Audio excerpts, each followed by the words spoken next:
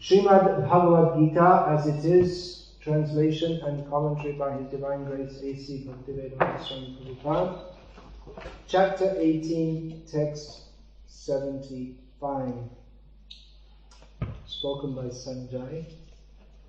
Yasa prasadat shrutavan etad guhyam aham param yogam yogeshwarat Krsna sakshat katayata swayam. By the mercy of Vyas, I have heard these most confidential talks directly from the master of all mysticism, Krishna, who was speaking personally to Arjuna. Purport. Vyas was the spiritual master of Sanjay, and Sanjay admits that it was by Vyasa's mercy that he could understand the Supreme Personality of Godhead. This means that one has to understand Krishna not directly but through the medium of the spiritual master. The spiritual master is the transparent medium, although it is true that the experience is still direct. This is the mystery of the disciplic succession. When the spiritual master is bona fide, then one can hear Bhagavad Gita directly, as Arjuna heard it. There are many mystics and yogis all over the world, but Krishna is the master of all yoga systems. Krishna's instruction is explicitly stated in Bhagavad Gita, surrender unto Krishna. One who does so is the topmost yogi. This is confirmed in the last verse of the 6th chapter, Yoginam api sarvesham.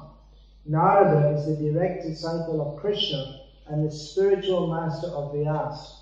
Therefore, Vyas is as bona fide as Arjuna because he comes in the disciplic succession, and Sanjay is the direct disciple of Vyas. Therefore, by the grace of Vyas, Sanjay's senses were purified, and he could see and hear Krishna directly. One who directly hears Krishna can understand this confidential knowledge. If one does not come in the disciplic succession, he cannot hear Krishna. Therefore, his knowledge is imperfect, at least as far as understanding Bhagavad Gita is concerned. In Bhagavad Gita, all the yoga systems, Karma Yoga, Jnana Yoga, and Bhakti Yoga are explained. Krishna is the master of all such mysticism. It is to be understood, however, that as Arjuna was fortunate enough to understand Krishna directly, so by the grace of Vyas, Sanjay was also able to hear Krishna directly. Actually, there is no difference between hearing directly from Krishna and hearing directly from Krishna via a bona fide spiritual master like Vyas. The spiritual master is the representative of Vyasadeva also. Therefore, according to the Vedic system, on the birthday of the spiritual master, the disciples conduct a ceremony called Vyasa Puja.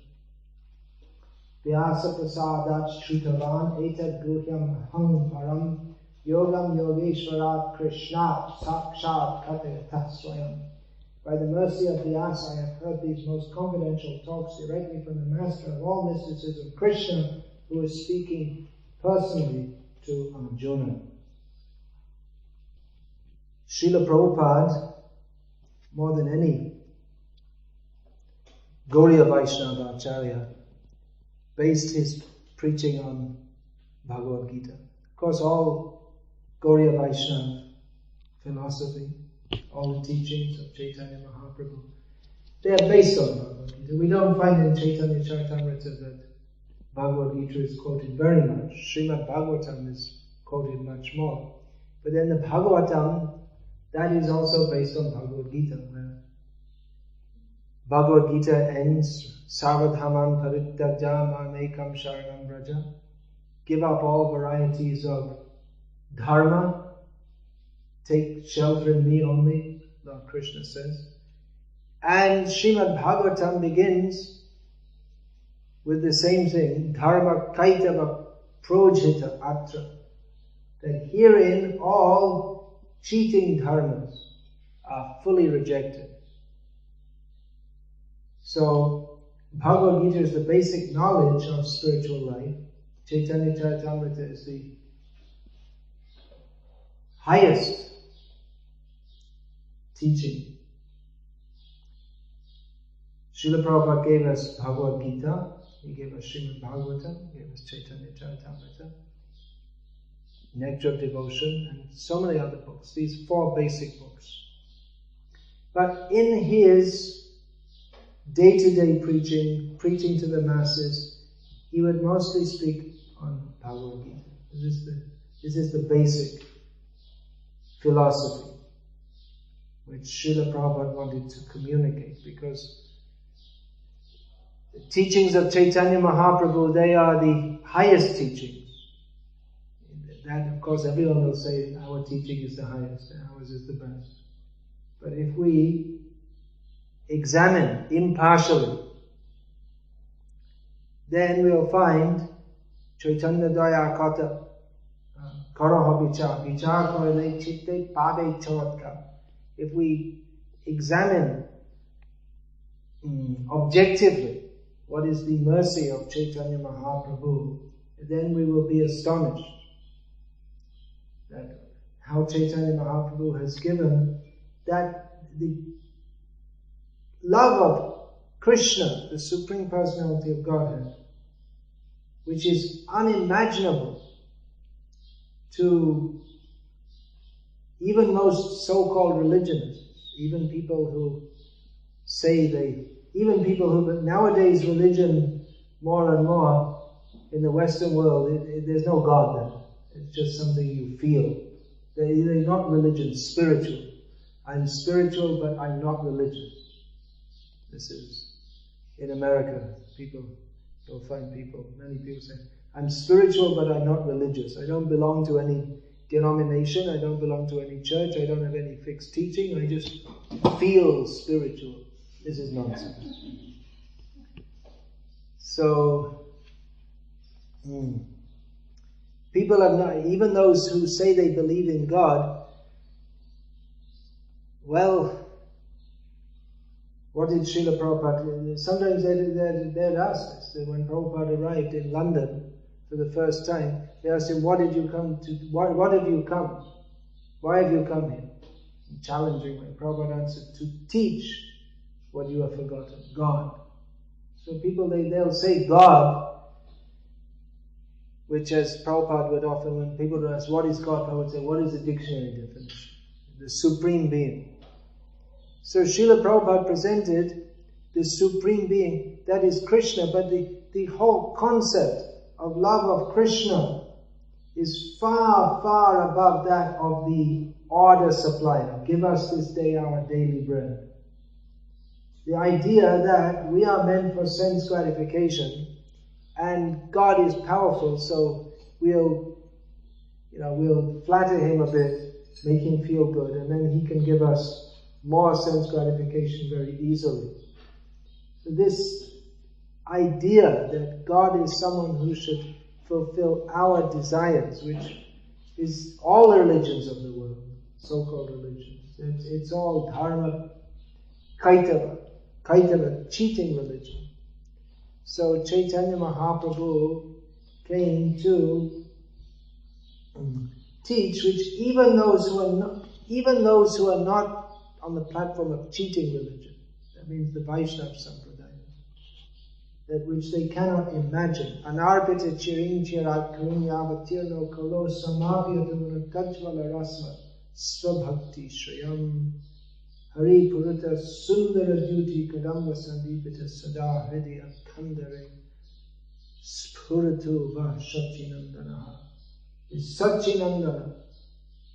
Chaitanya Mahaprabhu has come to give that which is not given before, not even imagined before.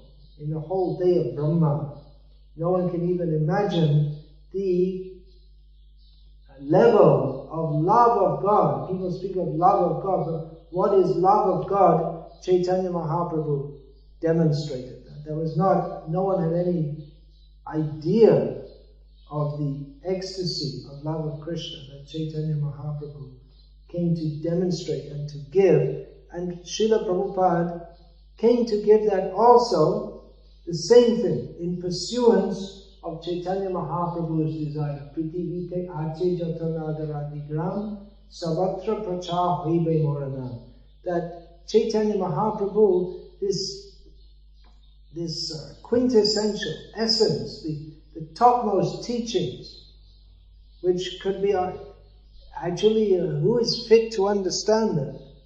But Chaitanya Mahaprabhu wanted this spread all over the world through the medium of Sankirtan, chanting the names of Krishna. Now, Srila Prabhupada, I was saying, he came to give this, but he mostly preached on Bhagavad Gita philosophy. Mostly, you are not the body. The first teaching of Bhagavad Gita. You are not the body. The body is destructible. This is Krishna's first teaching to Arjuna. The body is destructible, not only destructible, but must be destroyed. The body will not stay. But we are eternal. So this basic teaching, which in the Western countries people are ignorant of this. And in India, where people theoretically understand this, or accept it, but actually they don't understand. Otherwise, if we actually understood it, then we wouldn't waste our time buying nail polish and putting it on our nails and doing silly things like that. We wouldn't waste our time decorating the body, or trying to make the body beautiful or comfortable. But we are understanding that we are eternal, and the human life is meant for getting free from the cycle of birth and death, which is the situation of intense suffering. We're so dull-headed, we don't even realize how much we're suffering. And we're so dull-headed that even we might be born into a culture where we're raised with the idea that we are taking birth after birth after birth, but we're so foolish that we don't consider the implications of that. For some years, I was living in Thailand, where the vast majority of the population is superficially Buddhist. Although the actual way of life in Thailand is famous as one of the most hedonistic countries in the world. So I asked one lady there once that, I see in Thailand everyone's eating pork. And like in Denmark also, it's popular, Danish bacon. And at least in 2 towns of Denmark, I remember seeing big statues of pigs in the middle of the city. It's pig country, so you have something in common with Thailand now.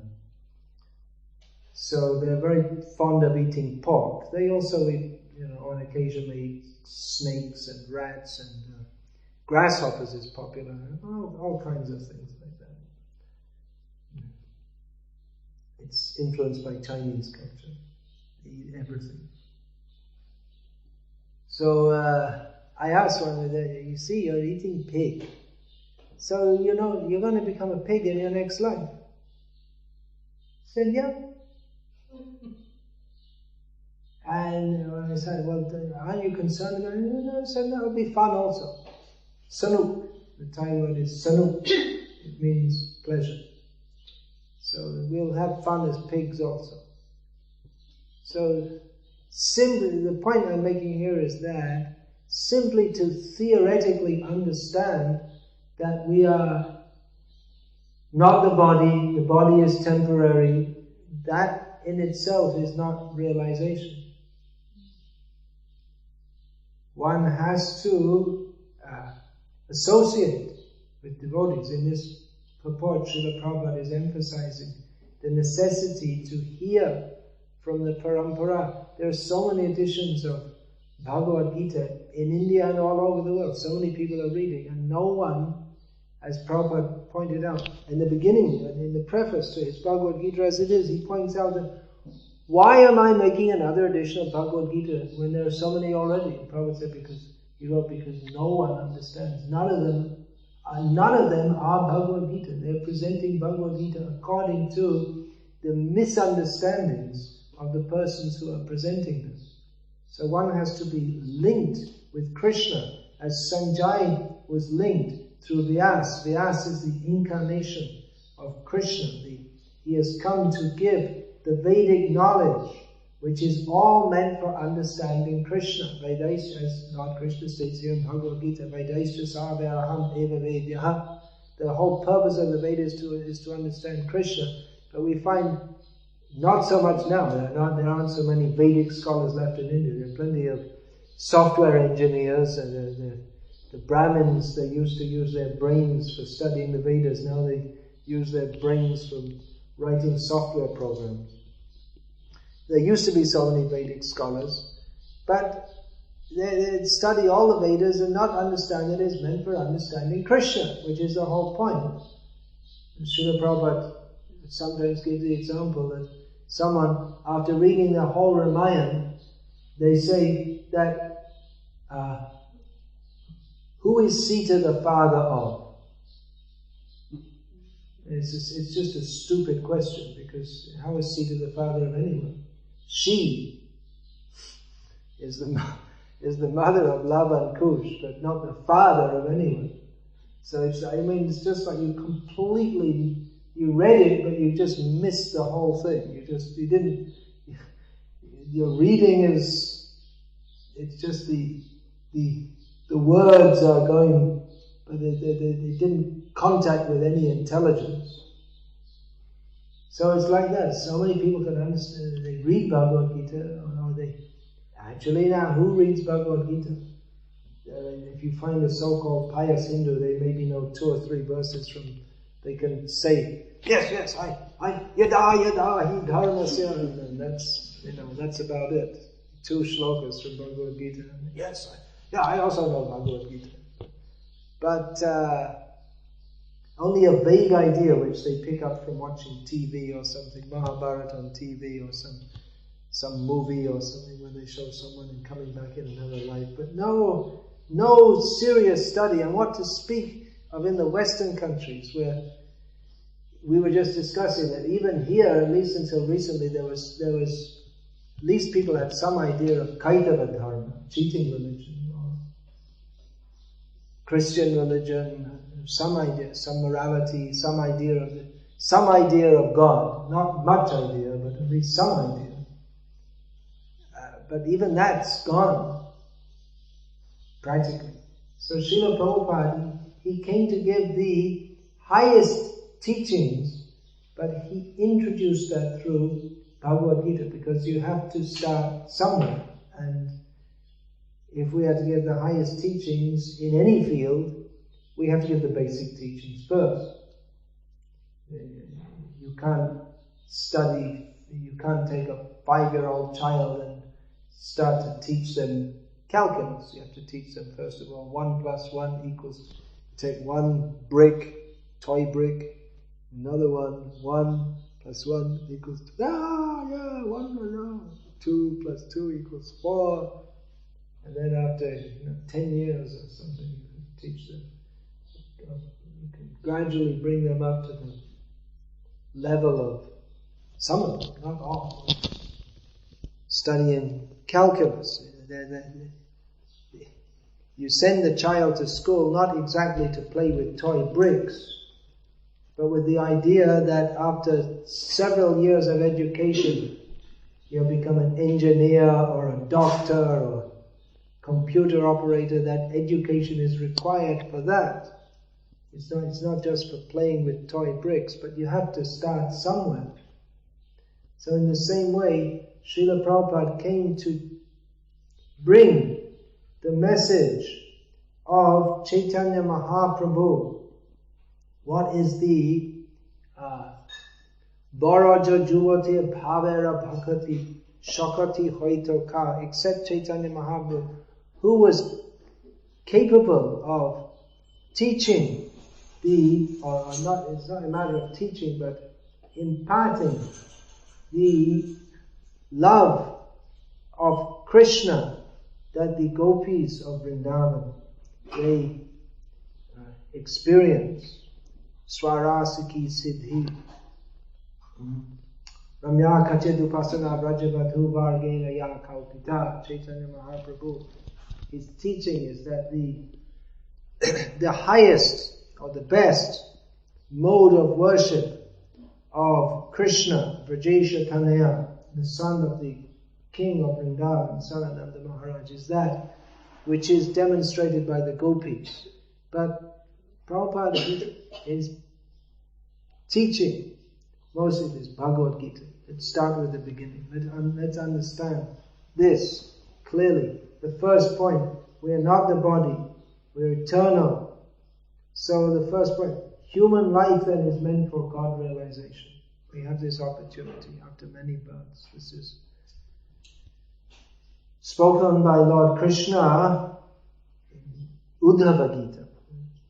The opportunity of human life. Labdva sudurlabham idam bahusambhavante manusham arthadam anityam apihadhira turnam yatetana patanam rityayava nishrayasai vishaya khalu sarvata syat.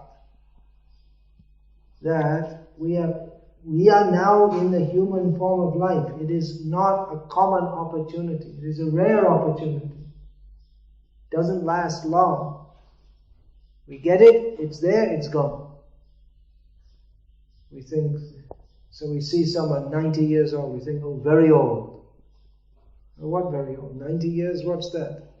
In Lord Brahma sneezes, that's a few hundred years of our time.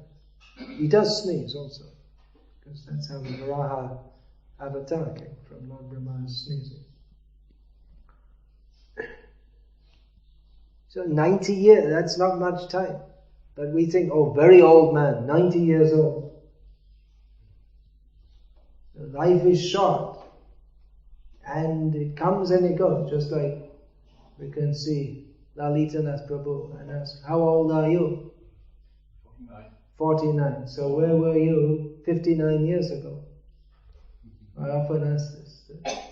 Well, I didn't exist, some people say. It often bewilders people when we ask this question. And where will you be in 49 years from now? Probably not in that body. Most bodies don't last until 98. A few, very few. So it's a blip in time. Very short time. But now we've got it. And this is the opportunity. When we have this human birth, it is the opportunity to solve all problems forever. Now, there are so many advertisements, they're advertising different products. That your life can be improved by purchasing Lux soap, for instance, among so many other things. You can solve the problem of having an ugly face by using Lux soap, and then you'll look as pretty as the girl on the packet. Not very likely. Anyway, they're offering all these things can improve your life. But the Vedic rishis, they teach us that the problem is not having an ugly face. The problem is having a face at all. The problem is having a body. All the bodies are simply causes of suffering. Due to foolishness, we consider the body as a vehicle for our happiness, whereas actually it's a vehicle for our suffering. So in human life we can understand this. But human life is very rare, so we should take the opportunity. We should consider that I have to die soon, so let me do whatever is required in this life so I don't have to get born again. And if anyone asks, well, I could enjoy myself. And Lord Krishna says, Vishaya khalu sarvata syat. The opportunity for sense enjoyment is there in every birth, but only in human birth is the opportunity there for self-realization. So this is the intelligence or the determination we should have on understanding that I am not the body. The body is temporary. I am eternal. And this human life, if we analyze, there are Jalajana Valakshani Sthavara Laksha Vimshati. In Padma Purana is analyzed. There are different species. There are 900,000 in the water. There are 2 million kinds of species of non-moving. That includes plants and rocks. So like this, there are so many other species, but only human life affords the opportunity for self-realization. Therefore, if one is actually intelligent, one should seek out the question, ask the questions which lead to the proper answers. The whole human civilization is based on asking the wrong question. What is it? How can we enjoy our senses more? The whole civilization based on trying to make facilities to make the body comfortable and the body opportunity, more and more opportunity for sense enjoyment. But this, contrary to our expectations, is the cause of our entanglement and suffering. Therefore, an intelligent person, seeing this, as Lord Krishna says in Bhagavad, everything is there in Bhagavad Gita. Bhagavad Gita, Srimad Bhagavatam, that yehi samsparshaja bhoga dukkha yoga evati adyantavanta kauntaya nateshu ramate buddha. This excellent advice. If human society could just understand this, the whole misdirection of human society can be rectified simply by understanding this one verse. That the interaction of the senses with their sense objects is not a cause of happiness, but a cause of distress. Beginning, middle, and end. You say, well, I can enjoy now. No, even in the beginning, it's a. Therefore, an intelligent person does not take part in that. Just this one verse can revolutionize the whole of human society. So Srila Prabhupada, he writes here in this purport, he is a representative of Vyas. He is fully self-realized. He's come with the mission of all the Parampara Acharyas to deliver this knowledge of Krishna and Krishna consciousness to human society. He did so by teaching this basic knowledge of Bhagavad Gita, which if applied in human society, will, as the Bhagavatam predicts, tadvag visargo janataka viplava. This viplava, can create a spiritual revolution in the misdirected lives of the sinful population. This knowledge of Srimad Bhagavatam, to deliver this knowledge of Krishna and Krishna consciousness to human society. He did so by teaching this basic knowledge of Bhagavad Gita, which if applied in human society, will, as the Bhagavatam predicts, tadvag visargo janataka viplava. This viplava, can create a spiritual revolution in the misdirected lives of the sinful population. This knowledge of Srimad Bhagavatam and Bhagavad Gita. Now many people think Bhagavad Gita, it's some philosophy book or some mystical book or something very difficult to understand. But Srila Prabhupada taught Bhagavad Gita as practical philosophy. Philosophy has no meaning if it's just philosophy. You study in the university or something, or philosophy is something people talk at in bars or parties when they get drunk. That's what people think philosophy. It's some prattle that comes out of your mouth when you're drunk. So, Srila and Bhagavad Gita. Now many people think Bhagavad Gita, it's some philosophy book or some mystical book or something very difficult to understand. But Srila Prabhupada taught Bhagavad Gita as practical philosophy. Philosophy has no meaning if it's just philosophy.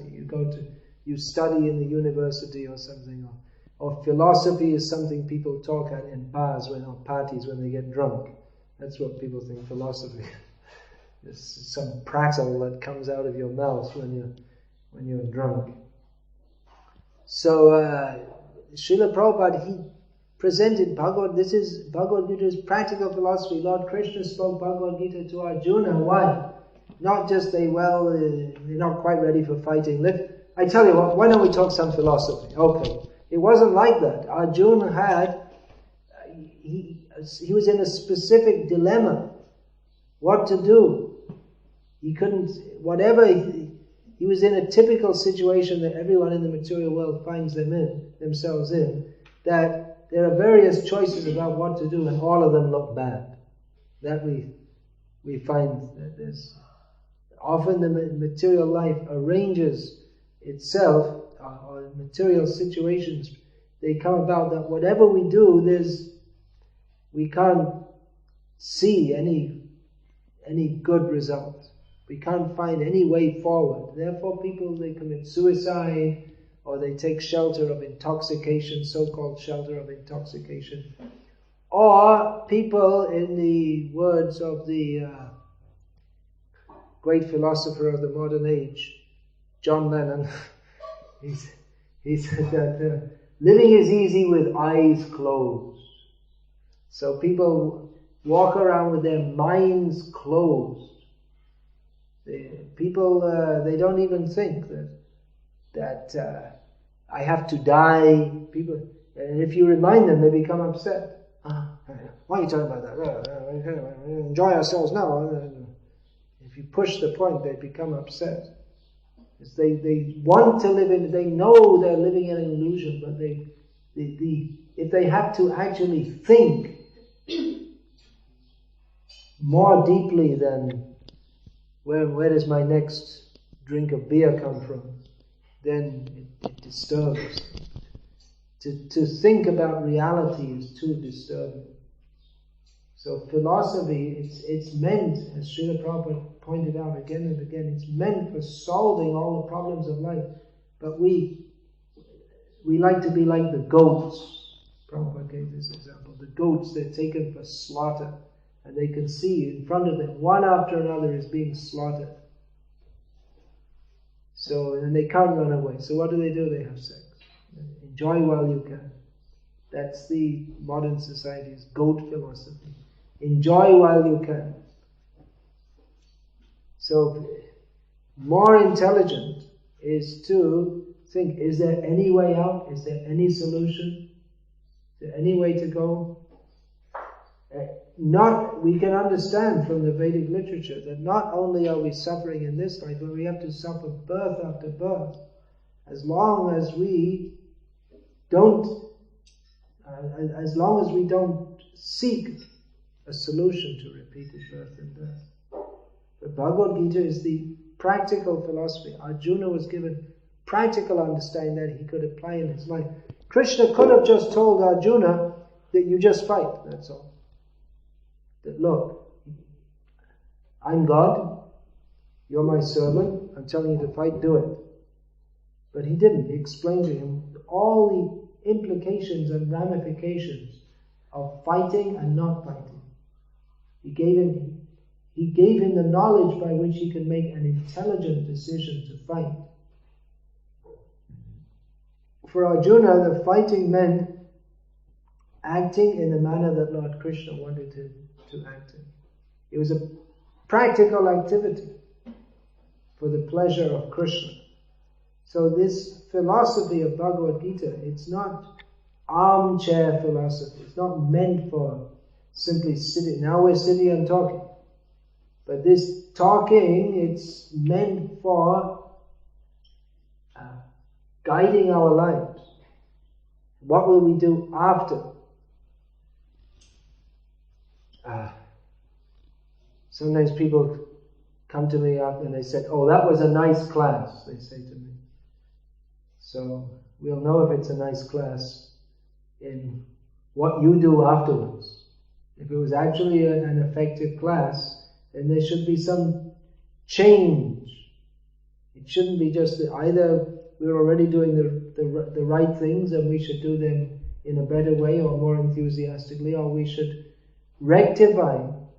If actually the class, if we were actually speaking in the line of Vyas, actually speaking in the line of Prabhupada, then that should be not just nice. Very nice, I heard, very nice, very nice.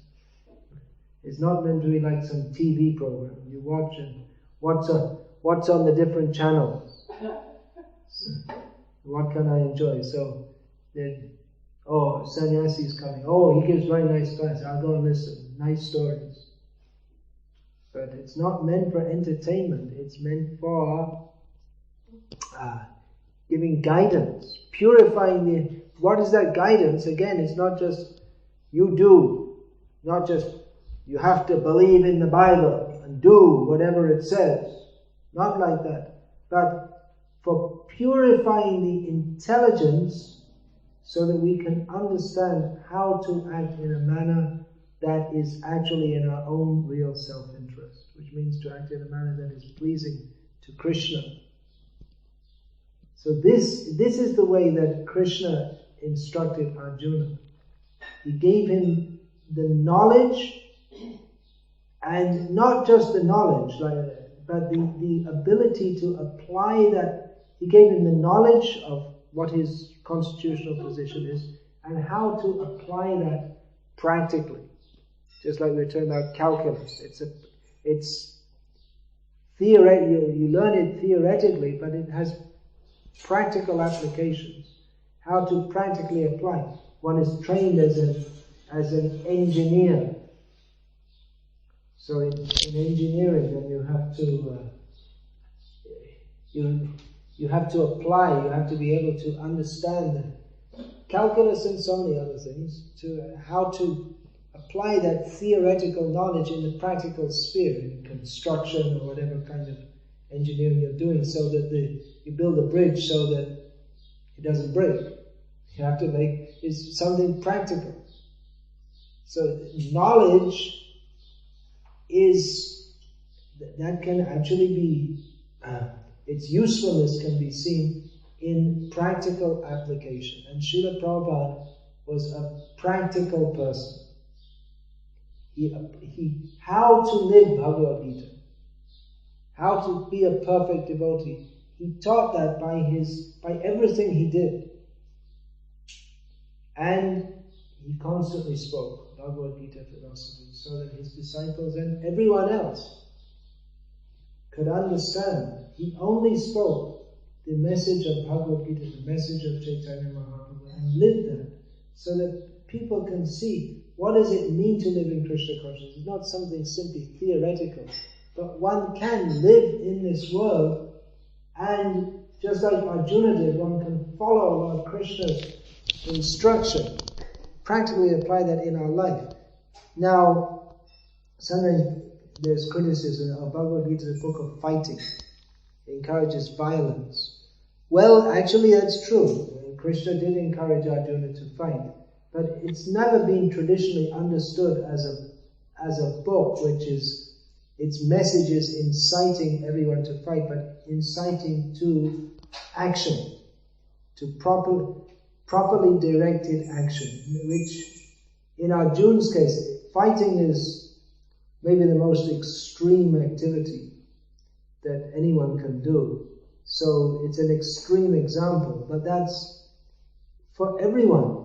This Bhagavad Gita is for everyone. How to live in this world, how to act in this world. We cannot stop acting. What is that? Nahi kaschit kshanamapi jatu tishtatya karma krit. To Arjuna's idea that I should stop work, I should stop acting, because everything that we do simply leads to distress. But Lord Krishna said, no, you can't stop acting even for a moment, but learn how to act in a manner that is actually auspicious, not the cause of distress. So that is the teaching of Bhagavad Gita, which Srila Prabhupada taught how to practically apply that in our lives, and how it can be practically applied to the whole human situation, the whole human society. In a few verses, the division of human society, Chaturvanyam Maya Shrishtam, Brahman, Kshatriya, Vaishya, Shudra. Of course, this is discussed in much more detail elsewhere in the Vedic literature. Lord Krishna mentions it here in Bhagavad Gita, but Srila Prabhupada took that clue from Bhagavad Gita to propose that the whole human society is in need of a total overhaul. It's totally misguided, misdirected, So the aim of life should be Nandana Bhagavat Bhakto. Everyone should live their life in such a way that they can think of Krishna. And the means to do that, organize society in a way that is conducive for Krishna consciousness to be practiced.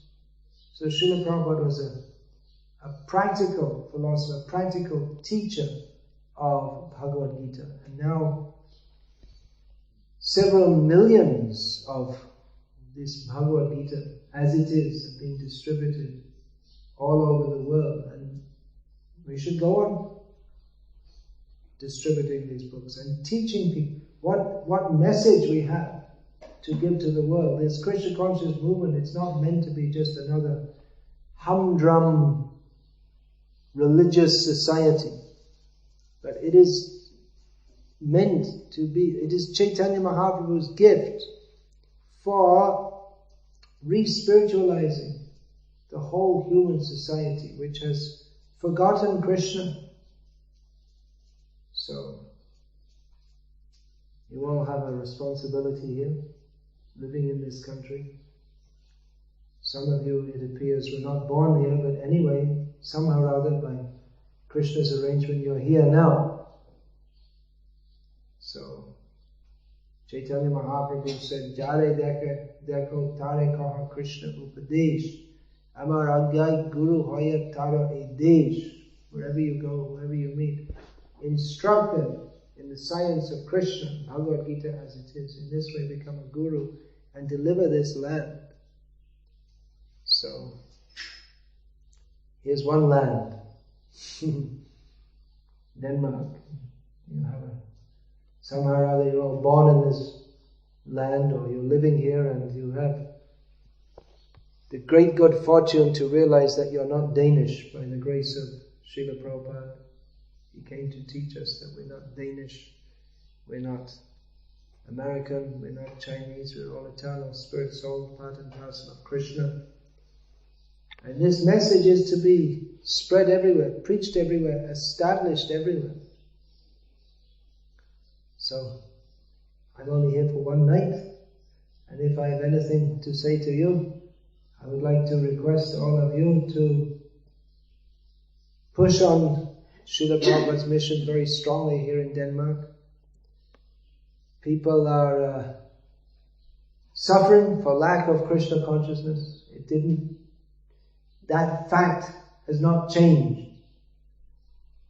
That without Krishna consciousness, people simply suffer. In the summer, it looks quite nice. I was here in the winter, it's not so nice in the winter. But it's quite pleasant. Weather, everything. People in Denmark, their general behavior is quite gentle and nice, except when they get drunk. But most of the time they're quite nice people.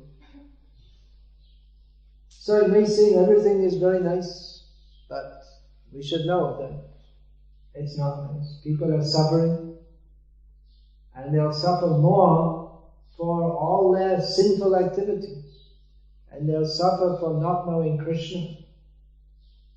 So it is the duty of devotees, having attained this knowledge, not just way of life, not just knowledge, but this whole way of life, the practical application of this knowledge, to strive very seriously to distribute this knowledge and establish this knowledge.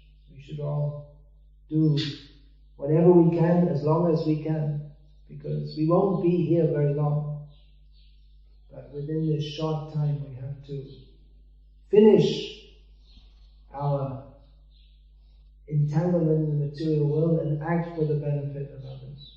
By acting for the benefit of others, by preaching Krishna consciousness, then we also become purified, because Chaitanya Mahaprabhu was very pleased by that. So that's it in a nutshell. I told Lalita Prabhu I'd leave time for questions, so please ask whatever you want to ask. Yeah. I was just wondering if you can, this preaching in where one is born, this probably is like, but you yourself, can you... Why am I not preaching in England where I was born? Is that the question? Something if you can explain the benefits of not doing. It might seem I'm a hypocrite now because I said to you were born here and well, Krishna has plans, different plans for everyone. Srila Prabhupada also in 1971 wrote that he wanted 500 Western devotees in India. So about 1977 I was considering that there are not many devotees in India, and Srila Prabhupada wanted so many Western devotees there, so I went there. So Krishna has different plans for different people, but as you happen to be preaching here, I'm encouraging you to do so. It seems that Krishna had his plan to take me to India. But because sometimes when I have been, I was in America for a couple of years, and one tend to not be so entangled in the modes of nature. I don't know, but when one is here, then you feel Danish when you're here. More easily, I think. There's a kind of detachment in being in a different culture because you can't relate to it fully. Well, there are pros and cons. Being here means you can also relate to the people. You can understand their mentality also better. There are pros and cons. Anyway, you're here, you've been here most of your life. So it looks like Krishna's plan for you is here. You can just remember every day, I am not Danish. I belong to Krishna.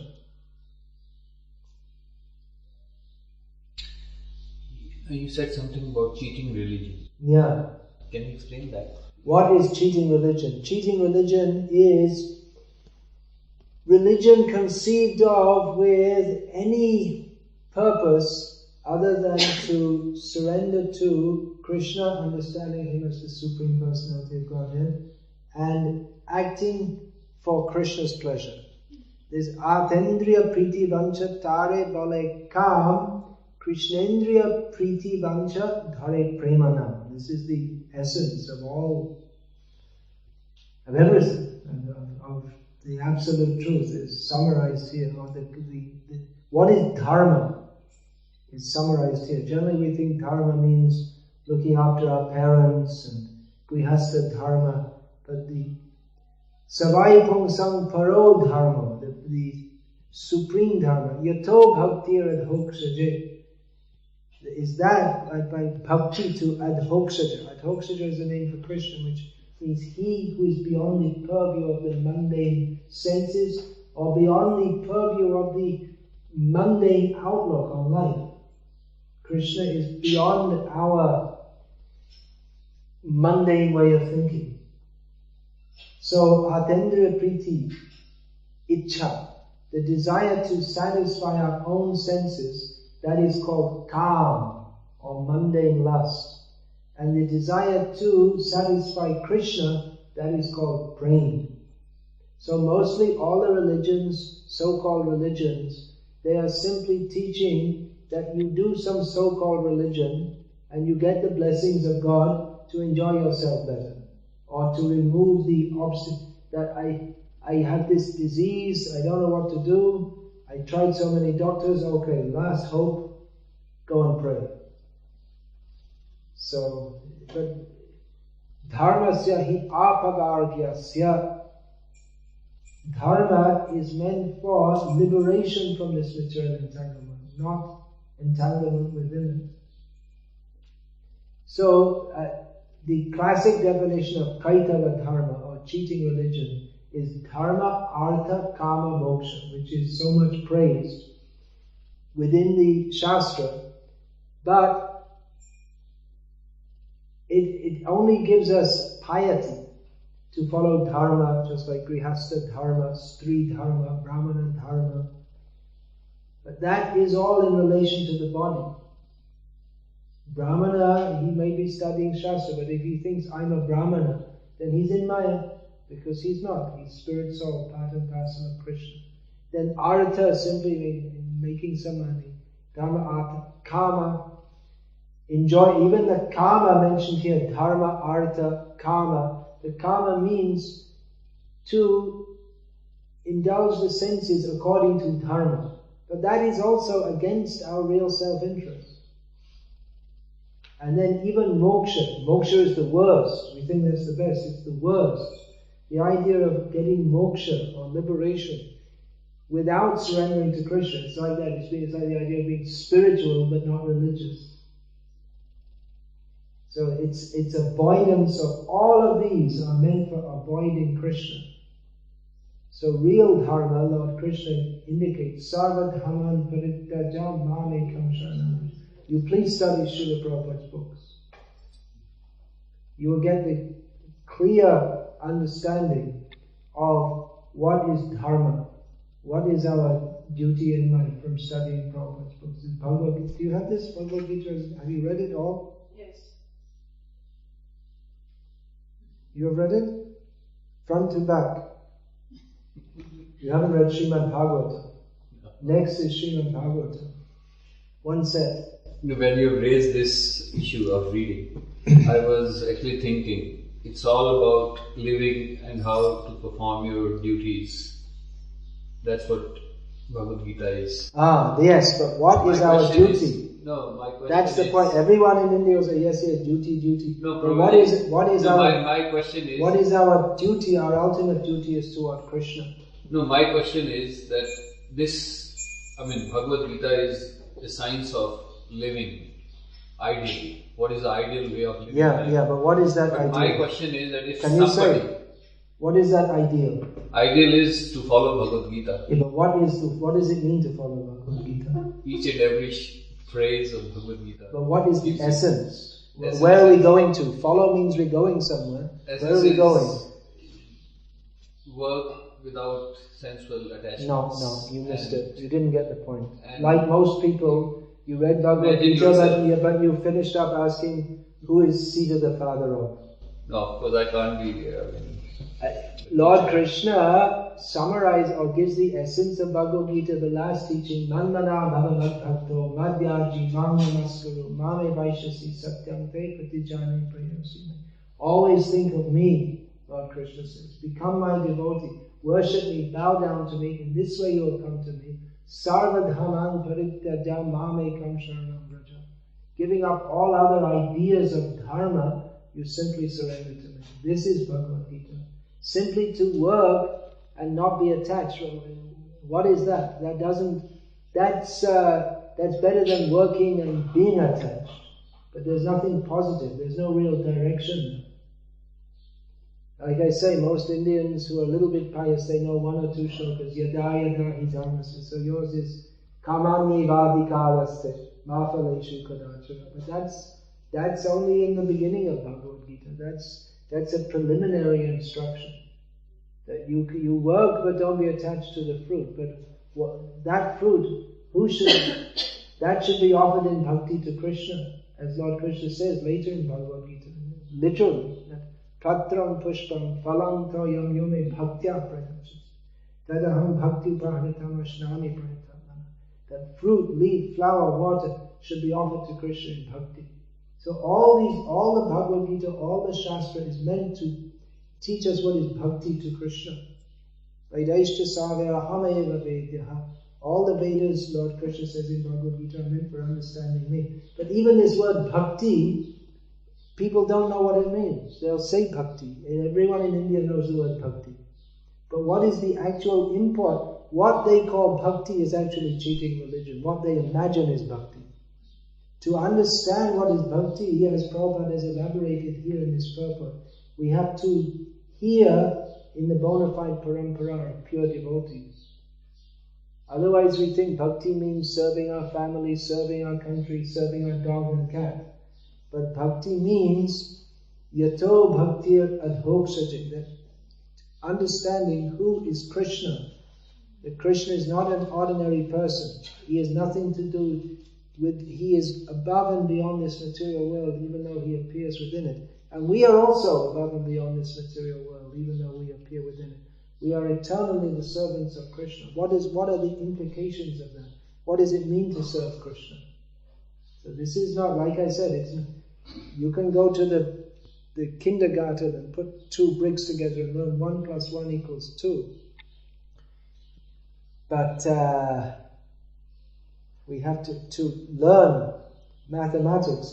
It may take some years, definitely it will take years. We have to gradually be trained in that. So everyone requires training to understand what is the purpose of life and how to attain it. So I'm asking you, please read Srila Prabhupada's books. That will give you that clear understanding. And then we also have to take practical guidance in how to act on it. It's a big project, getting free from birth and death. You see, cheating religion means people take something like, we work and we're not attached, and they think that's it. And then they just go on in a materialistic, pious way of life. But actually, what is the purpose of life? To get free from sense enjoyment. They don't get free from sense enjoyment. We'll find so many people saying that, yes, we should work in an unattached way, but they don't even know what the basic principles of religion, of genuine religion are. What are the Chatur Stambha, what are the 4 legs of religion? Most people, they don't know. This mercifulness, austerity, cleanliness and truthfulness, which are destroyed by illicit sex, intoxication, gambling, meat eating. People don't know these things. India is very confused. Everyone's eating meat and there's so many abortion clinics. Everyone drinks tea and coffee, which is also unclean, nasty things. But people think it's normal. So many bad things are there. They've lost their culture to a large extent. At least some piety or inclination is there, but actual direction. People love, there's so many, cheating religion, what's going on in Hinduism, what's going on in the name of Hinduism.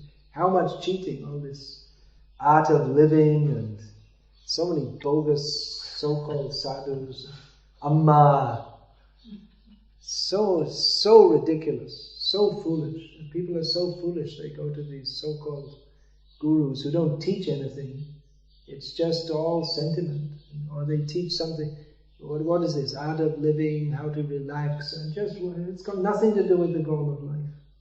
They're simply cheating people, simply personality cults. They don't teach Bhagavad Gita as it is. Who is Krishna? We have to surrender to Krishna. Krishna is the Supreme Personality of Godhead.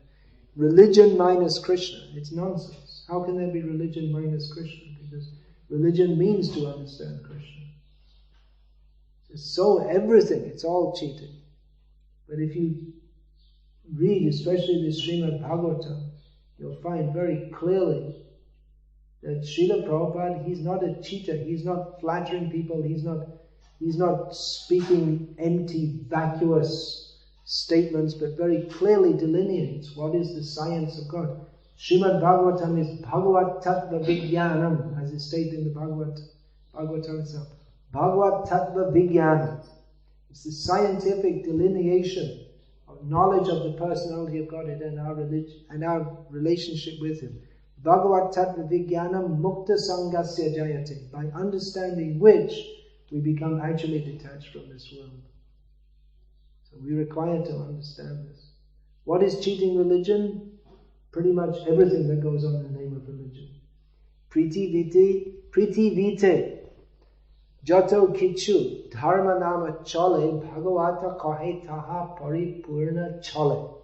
In Bengali it's this Dharma Kaitava Projita Atra. This is summarized that whatever is going on in the name of religion in the world, it's all chal. It's simply cheating. Deceptiveness. It's not giving the actual religion means what is the ultimate truth? What is ultimate reality? Without that, what's the meaning of religion? Religion means to come to a higher level, to come in contact with the Supreme. But come in contact with this Supreme means that we should become totally purified. But instead we're asking, give us this day our daily bread. Give us this day our daily roti. So, this is cheating religion. Is there time for more discussion? Yeah, I mean, it's supposed to be. I have a feeling. Well, okay, you can go on. There are other people with questions. Then I would prefer other people to come out. I've already spoken. All right, ask one more and we'll continue this discussion for another few minutes. I'm not arguing, or I'm not putting myself at your level. I'm a very small. We're all small. But real religion begins with understanding that we're all small. When I read Bhagavad Gita, I feel the messages are very clear and straightforward.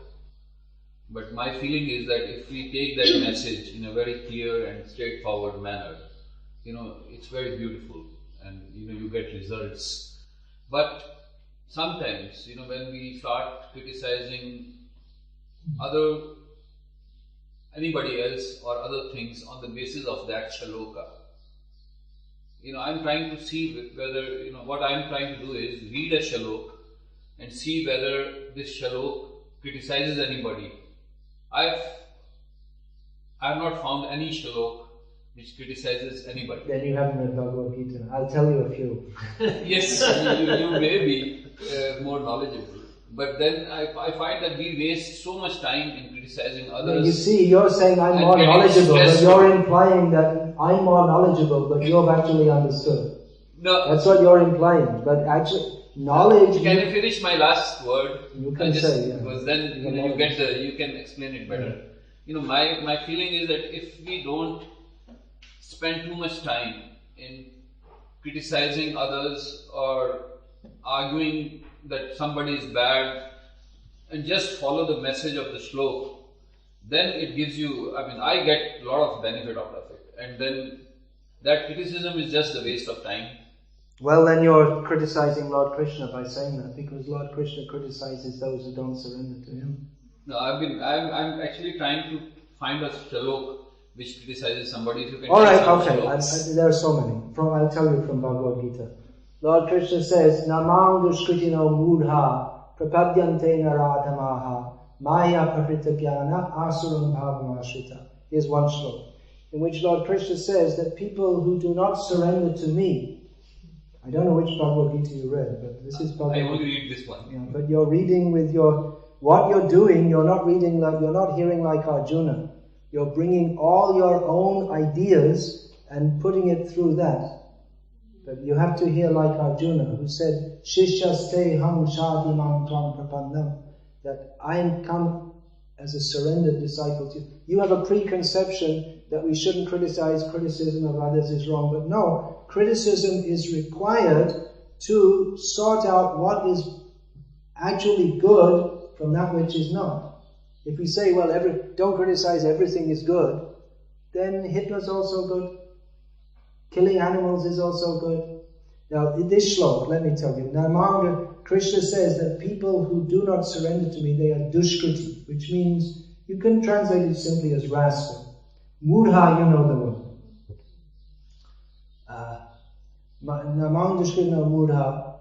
Prapadya, naradha. Naradha means the lowest among mankind.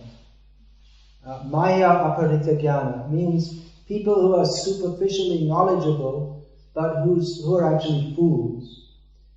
Their actual knowledge is covered by Maya. And asuram bhavamashrita, which means, Prabhupada translates it simply as asura, demoniac mentality. And there are so many verses in which Lord Krishna says, avyaktam vyaktim apanam manyante mama buddhayaha. Those who say that I, Krishna, my personality has come from the unmanifest, such persons are abuddhayaha, which means foolish.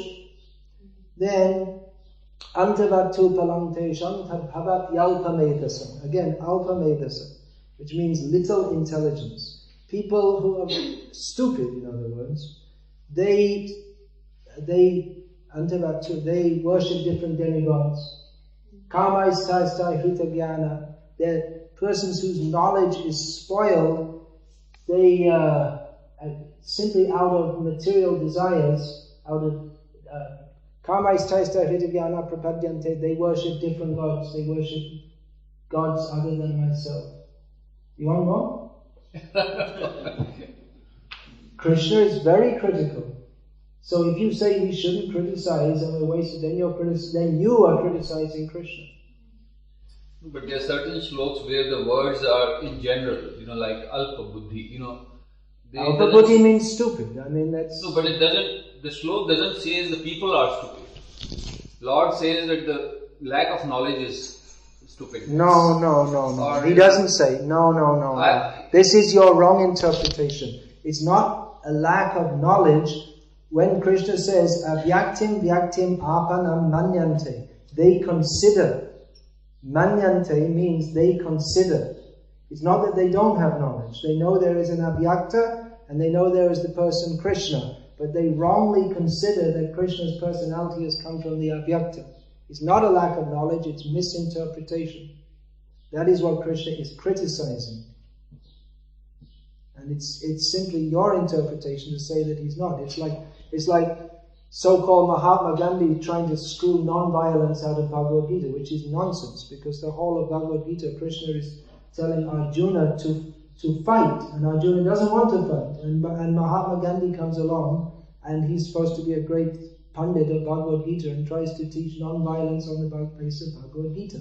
Now you may say, we don't want to be critical, but this is simply foolishness and nonsense. If you try to say that white is black, that is foolish. And if you try to say that Bhagavad Gita teaches non-violence, it's like saying white is black, because Bhagavad Gita was spoken specifically to incite Arjuna to be violent. So you may say, don't be critical, that's some sentiment of yours, but it has no practical value, and it's got nothing to do with Bhagavad Gita either. Because Lord Krishna is critical, but the thing is that you think critical, it hurts people, it makes people feel bad. Maybe it does, but it's for their benefit. I'm not concerned about people. If you tell someone who's going on the wrong path, they're going on the wrong path, that's for their benefit. So that should be pointed out. Not to point it out, that is a crime. If someone's flying a kite and they're walking towards the edge of a cliff, and you don't want to, he's enjoying himself, I don't want to disturb him, then that's criminal. It's your duty. And if he says, don't disturb me, then you should grab him and push him and tell him he's a fool and somehow or other wake him up.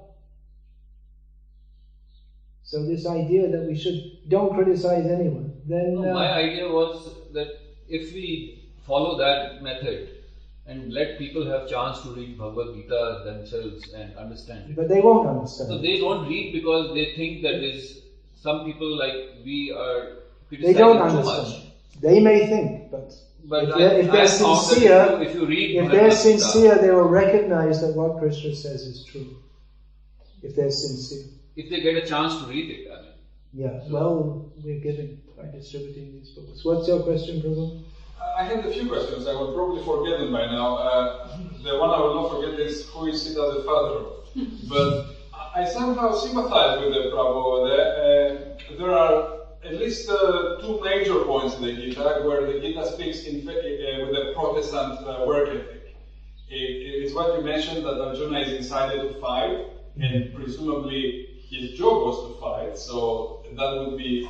Not Protestant work ethic. Anyway, go on with your question. And of course, there is the other point where it very clearly says that to fulfill your duty, as in the caste duty, is I don't know what the term is, but it's what is required of you. Yeah. And I mean, even in the point where it says that you should. There is a criticism on Hinduism where it says that criticism on Hinduism, pretty much, on mainstream Hinduism, when he is asked whether to do the religious duties is enough or something, and he says, well, in fact, to submit to me is the first way, and if you cannot submit to me, then be pious, and it says something like that. Yeah.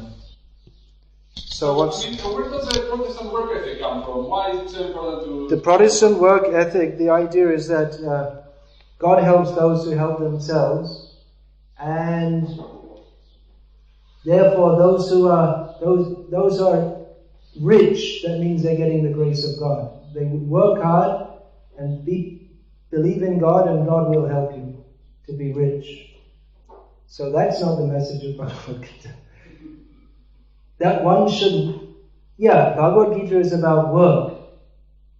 It's about action. And there are different levels on which Krishna speaks. The Karmanye Vadikara say that's there. One has a right to work, but one shouldn't be attached to the result. And as Lord Krishna speaks, that everyone has to do some work. You can't stop working. And swabhav, or the inherited nature, or the nature that one has inherited from previous lives, that is also very strong. So one has to work according to his swabhav. But then ultimately, Krishna says, Savadhamam parittajamamekam sharanam raja. He doesn't say to stop work, but he says to give up. This is actually explained by Srimad Bhagavatam and ultimately by Chaitanya Mahaprabhu, that when Chaitanya Mahaprabhu says that I am not a Brahman, Kshatriya, Vaishya, Shudra, Brahmachari, Grihastha, Vanaprastha, Sannyasi, but I am a servant of Krishna, who is a servant of the servant of the servant of Krishna.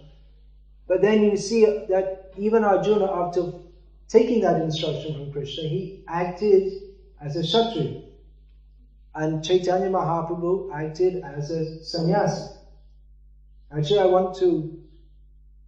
I don't have time now, but I have an essay, lecture planned for a few days from now, in which I want to discuss this in more detail. What does it mean when Krishna says Sarvadhama Parityada, and then Arjuna apparently acts as a Kshatriya? Well, Arjuna acts as a Kshatriya under Krishna's direction. Now, there's one incident in the Mahabharata in which we find that everyone sympathizes with Karna. When he's down on the ground, his wheel is stuck in the mud, and Krishna tells Arjuna, kill him. And people, they tend to sympathize with Karna. And Arjuna did it, and which is against the codes of a Kshatriya. He did it on Krishna's order.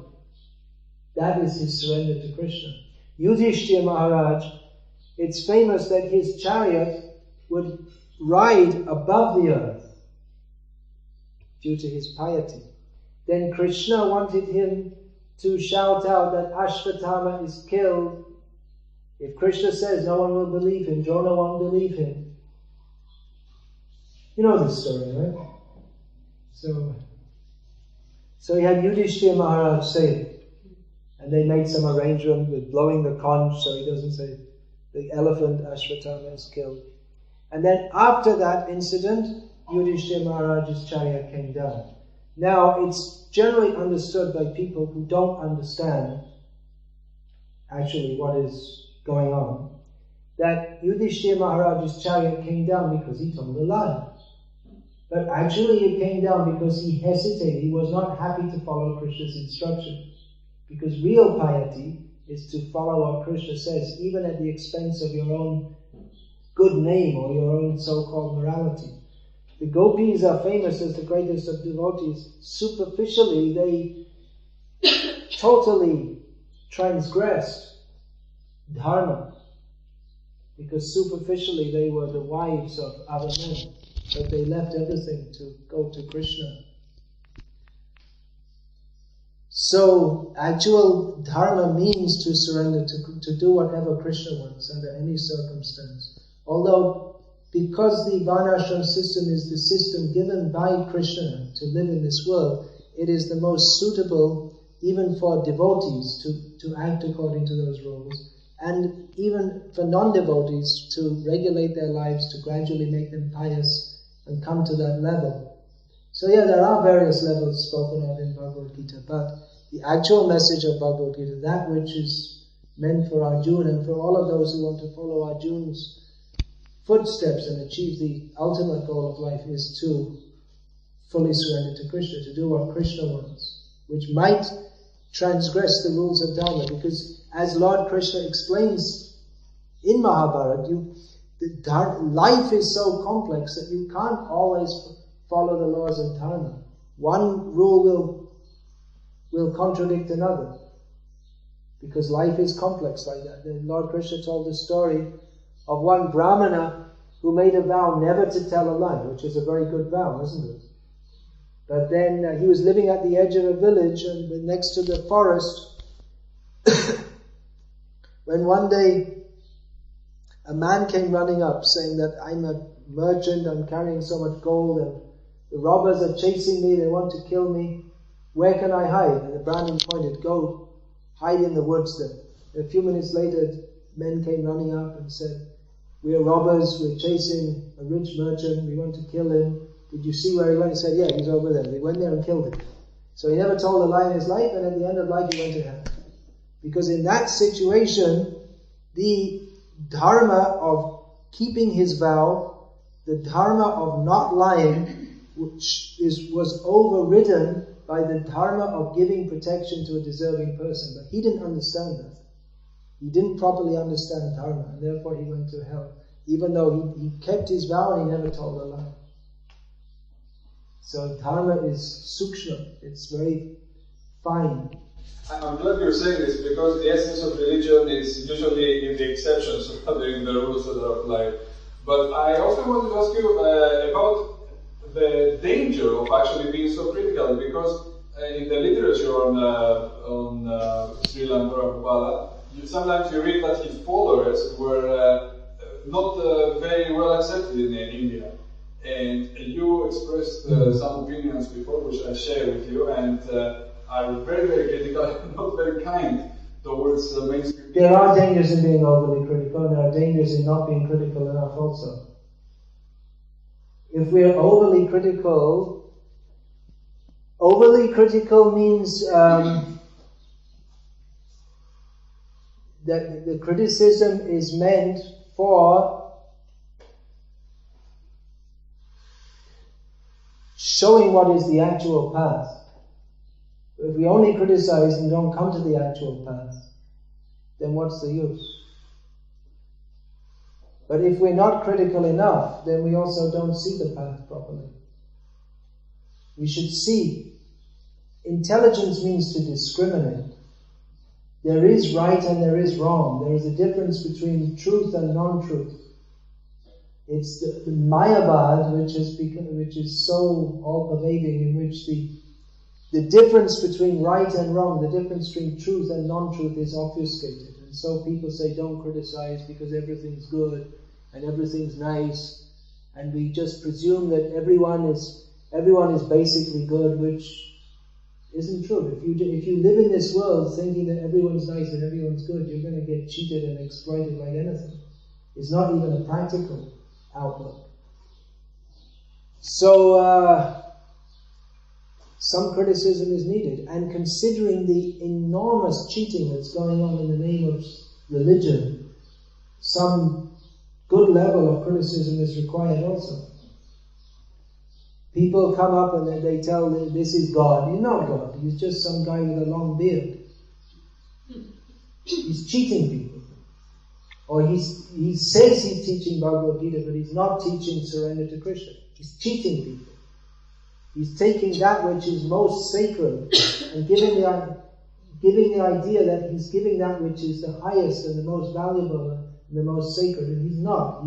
He's doing something for his own aggrandizement to promote himself instead of promoting Krishna.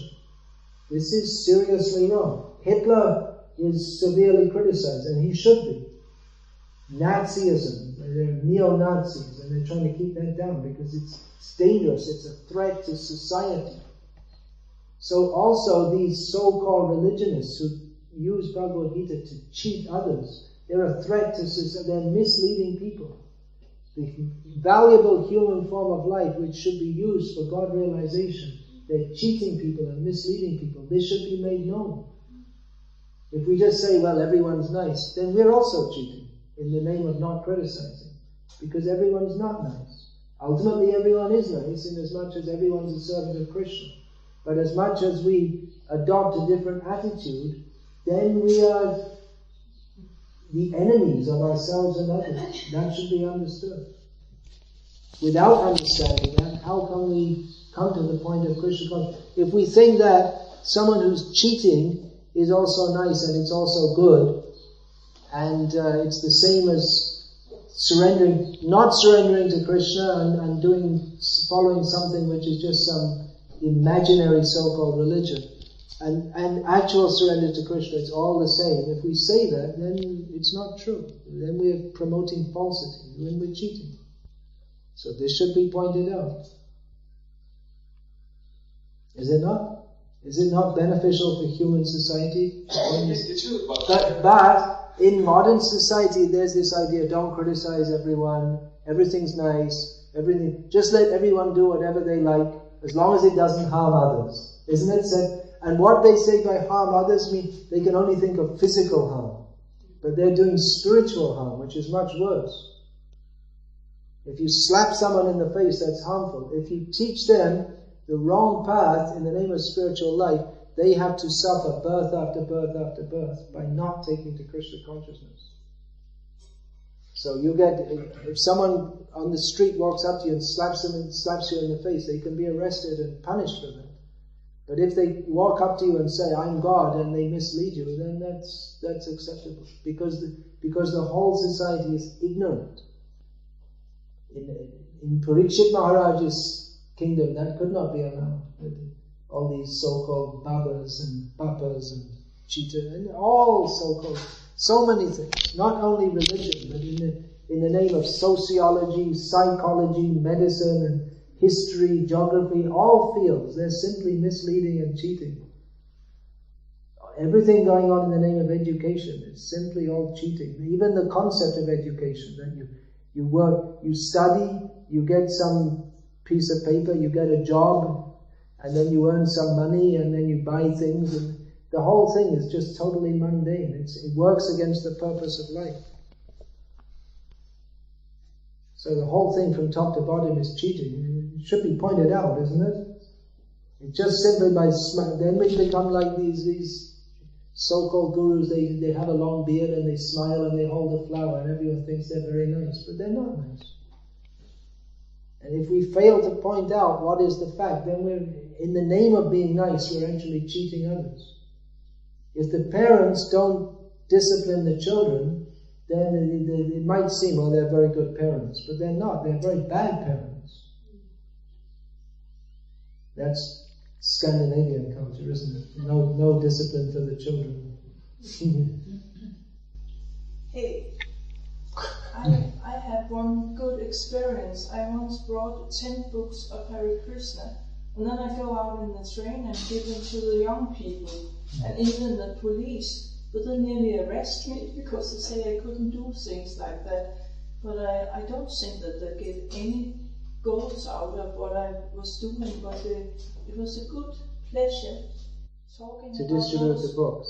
Yes, just give them the book so you don't have to pay it. It's a knowledge. The police didn't like that. No, the police nearly arrested me because it. Really? Yes.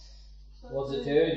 I insisted that they should just give it one chance. Was it here in Copenhagen? Yes. It's not allowed in the trains. Oh, I see.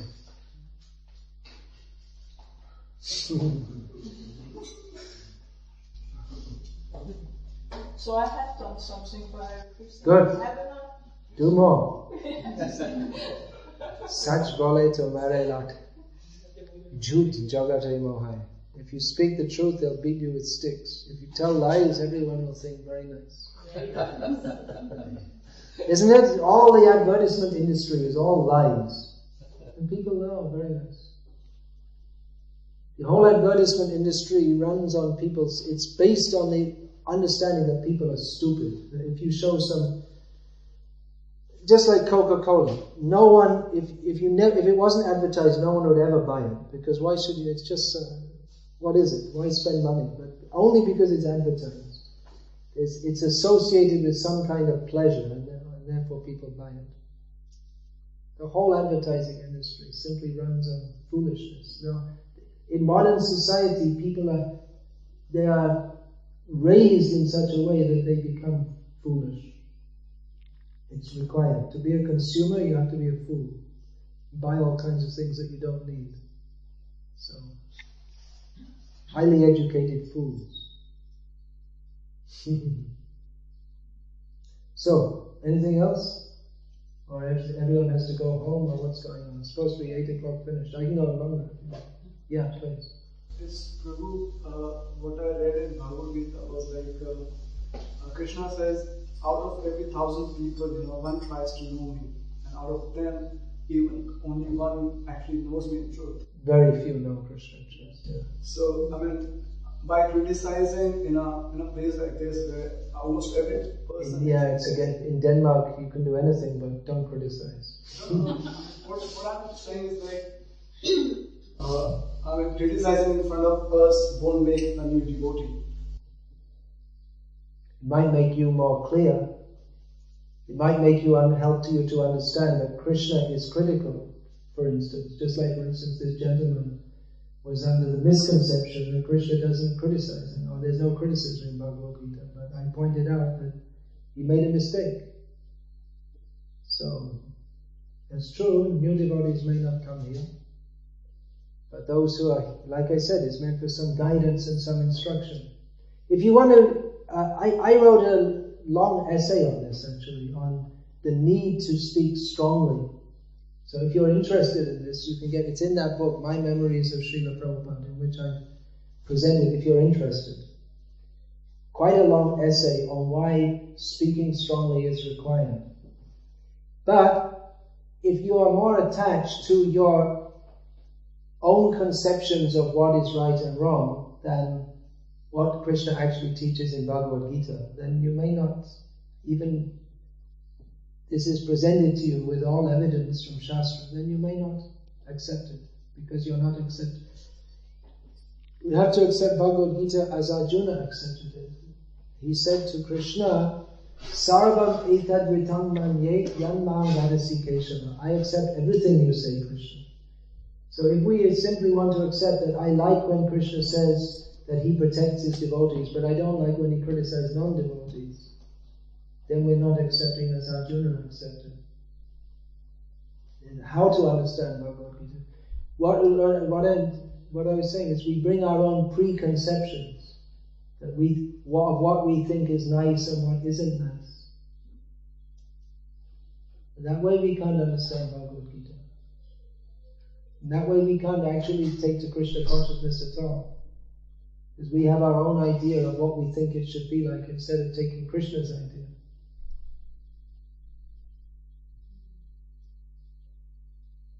Krishna consciousness means to put Krishna in the center. Not our own idea of, we don't redesign Krishna and make it, we can't, there's this other bogus idea, oops, I criticized you, coming from Mayavad, that you just imagine God however you like, but it's not like that. We are His imagination, He is not our imagination. We are to act as He says. So when Krishna speaks Bhagavad Gita, the whole point is that Arjuna has to stop giving up his own way of thinking and accept Krishna's way of thinking. With his intelligence, not unintelligently, but to understand that what Krishna says is actually correct, and what Arjuna thought was right, his morality, was actually wrong. His supposed morality and goodness was actually wrong, because it's based on a misconception. So in modern society we have all this idea of be nice to others and be good, but what being good? By not teaching Krishna consciousness, everyone is perpetrating the worst violence on everyone else. But we can teach without being critical. Can you? One who doesn't surrender to Krishna, Lord Krishna says, is a rascal. So how are you going to teach Bhagavad Gita if you don't teach that? Are you going to edit that out of Bhagavad Gita? You have a better idea than Krishna? And what's wrong with being critical anyway? What's your hang-up about it? Because life is very short. So if you spend 60% of your lifetime criticizing others, you're left with only 40%.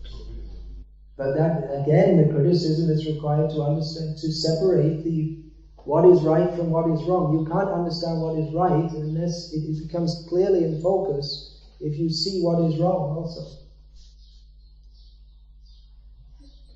And again, Krishna himself teaches like this.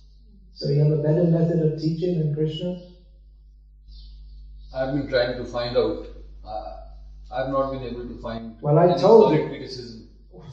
I'm sorry. What shall I say? I mean, shall I open? Alright, look, I'll open the book. You can read for yourself. No, I'll get my book because I'm making notes and then we can sit and discuss shalok by shalok. Sometimes in life. I have to get my book. It's the same book. Okay, please read this. This is Bhagavad Gita. Can you see what's written there? What is the name of the book? What is it? Yeah. What is it? It's Bhagavad Gita, isn't it? You please read this verse. Just read the translation. No, I'll just note the shalok No, and read it out read for it us. at home. Read it out for us so that we can all hear from your mouth. And now, please don't change the page. No, just read the same The verse. shalok is this, no? I want to read shalok. 7:14. Yeah, 14. Those who are grossly foolish. Devi. No, sorry, 7:15. Then here. Yeah. Namam drishkritino mudaha prapadyante naradhama mayaya paharet jnana asuram bhav mashritaha. Okay, translation. Not mam unto me, dushkrita miscreants, muda foolish, parpadyate surrender, nara adhamaha lowest among mankind, maya by the illusionary energy, apartha stolen, janaha whose knowledge, asuram demonic, bhavam nature, asritaha accepted. Those miscreants who are grossly foolish, who are lowest among mankind, whose knowledge is stolen by illusion, and who partake of the atheist nature of demons, do not surrender unto me. Okay. Alright, thank you very much. Well, if this was a court case, you would have just lost it. Because this is the evidence, this is pramana, that Krishna speaks that people are grossly foolish, lowest among mankind, and what you would call critical. So either you can accept what Krishna says, or you don't have to. It's up to you. Then you become one of these people mentioned here. But you'll become very moral. And reading this slope, Krishna says foolish people do not surrender to me, but he is not saying you are foolish or there is somebody over there foolish. Then that's the difference. Who is he speaking of then? He is speaking in general. And if you don't mind, what you're saying is foolish. He says those who are grossly foolish. He's referring to someone. Yes, but he is not blaming someone. He's blaming all of those who do not surrender to him. That's right. That's right. Thank you very much. All right. Yeah, but if you have to teach other people, you have to tell them it's wrong the way you live. Else so they just go on and, we are good, we are naturalistic, we have everything. You have to say, it is not the right way. If you want to know God, you have to read this book. And be sincere. All right, anything? All right. I would like to ask how the jivas find out in the material world, how did they fallen from the spiritual. That's another of my upcoming lectures. Krishna. I'll have to send you the recording. It's not something, but we can say briefly, as Chaitanya Mahaprabhu said, Krishna bhuli se jivan adi bahino kate mayatare deyat samsaratu. Briefly, Chaitanya Mahaprabhu said that forgetting Krishna, the jiva has been Krishna bhuli se jiva inimical toward Krishna since time immemorial, and therefore Maya gives him suffering. That's it, brief. Forgetting Krishna. Forgetfulness of Krishna is the cause of conditional life. But how we could forget Krishna? Yeah, that's the question. Alright, I'm planning to give a long lecture on that. Long means an hour or so, but not now. So if you want, you can see my website. I suppose it will be uploaded there eventually. It's not a 2-minute discussion. Yeah. So what if if a person wants to surrender to Krishna, and he has to be in the right sampradaya and take initiation as one of the things, maybe, then what does that mean? What does that demand from you? What does it demand from you to take initiation? Yeah, the initiation. Exactly what like you were saying, surrender. Diksha kale bhakta kare atma samarpan. Diksha means atma samarpan, surrender. Dedicating one's life. And what if you only want to surrender 70 or something %? Then don't take diksha. Then don't take diksha. What if it's 99%? No, one should take diksha when he understands that the goal of life is to surrender to Krishna, and he's ready to dedicate himself to that. He's not there, but that is his goal. He requires further training, but that is the goal. Yeah. What does the society, Krishna conscious society, deal with persons who doesn't have that desire enough, maybe, like who's in the process? Well, we try to cultivate that desire, try to inculcate that desire. Time to go. Is it? There's prasad for distribution. Don't go without taking prasad. So, alright, Hare Krishna.